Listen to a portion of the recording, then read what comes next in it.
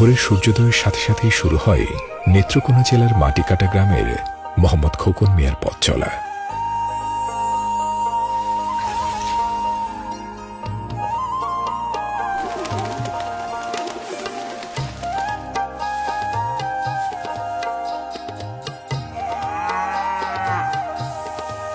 পেশায় একজন কৃষক হলেও নিজের পরিবারকে আরেকটু ভালো রাখার চেষ্টায় মাঠে ঘাটে কাজ করে যান এই পরিশ্রমী মানুষটি।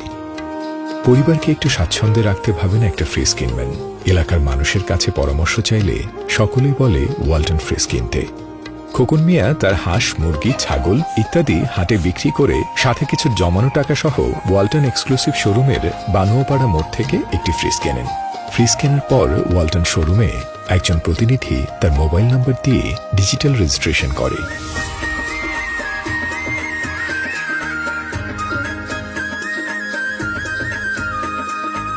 খোকন মিয়া তখনও বুঝতে পারেনি কি হতে যাচ্ছে তার সাথে।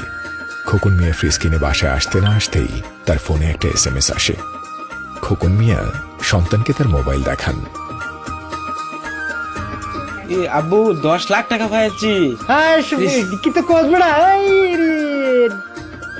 এমনি আমি আতঙ্ক হয়েছি দেখি এই ওয়ালটনের মধ্যে এত বড় পরিষ্কার, খুশিতে আমি আত্মহারা হয়েছি। খোকন মিয়ার মতো একজন সাধারণ কৃষকের জীবন বদলে যায় ওয়ালটনের সৌজন্যে।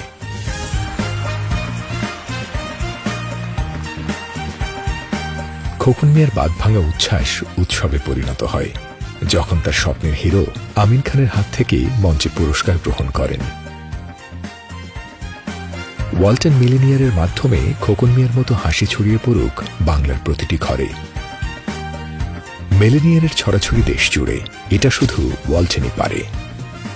ওয়ালটন।